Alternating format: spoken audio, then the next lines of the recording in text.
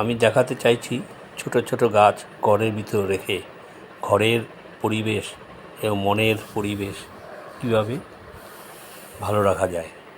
মনের পরিবেশ বলতে ঘরে ছোট ছোট গাছগুলো সাজিয়ে রেখে যে মন ভালো হয়ে যায় সেটাই মনের পরিবেশ। আর ঘরের পরিবেশ গাছগুলো যদি ছোট ছোট গাছগুলোকে যদি ঠিক করে সাজিয়ে সাজিয়ে ঘরের কোণে বসিয়ে দেওয়া যায় মনটাও ভালো লাগবে এবং দেখতেও সুন্দর হবে, ঘরের পরিবেশও পাল্টে যাবে। এর মধ্যে সবচেয়ে সহজলভ্য গাছ আছে মানি প্ল্যান্ট, স্নেক প্ল্যান্ট, কিছু আছে কচু জাতীয় গাছ যেগুলো খুব বেশি যত্ন করতে হয় না, কিছু জলে রেখে করা যায়। হ্যাঁ, জলে রেখে করলে মনে রাখতে হবে নিয়ম করে জলটা পাল্টাতে হবে যাতে জলের মধ্যে কোনো সময়ই মশা দানা বাঁধতে বা বাসা বাঁধতে না পারে বা ডিম পাড়তে না পারে। জলটাকে দেখে দেখেই অন্ততপক্ষে 7 দিনের মধ্যে জলটা পাল্টে দেওয়া উচিত। এবং কিছু মাটিতেও করে দিতে পারেন, সব রকম গাছই এখানে দেখতে পাচ্ছেন, মাটিতেও আছে, জলে আছে।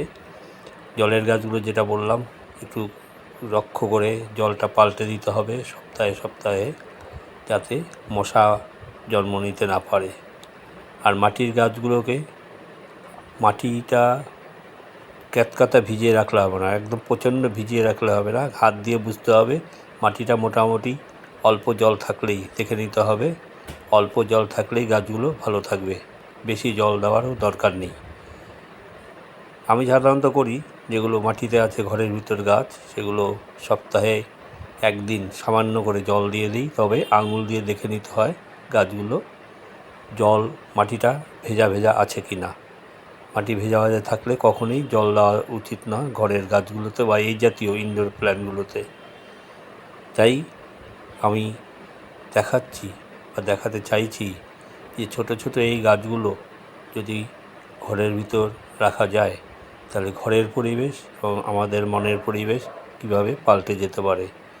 আমি বোঝাতে পারলাম কি না, এবং আপনারা এটা বুঝে যদি ভালো লাগে তবে আমাকে লাইক কমেন্ট করবেন এবং এই গাছগুলো ঘরে রেখে মনের পরিবেশ এবং ঘরের পরিবেশ সুন্দর রাখতে যত্নবান হবেন। আজ এই পর্যন্তই আমি শেষ করছি। নমস্কার, ভালো থাকবেন, সুস্থ থাকবেন, আবার দেখা হবে পরবর্তী ভিডিওতে।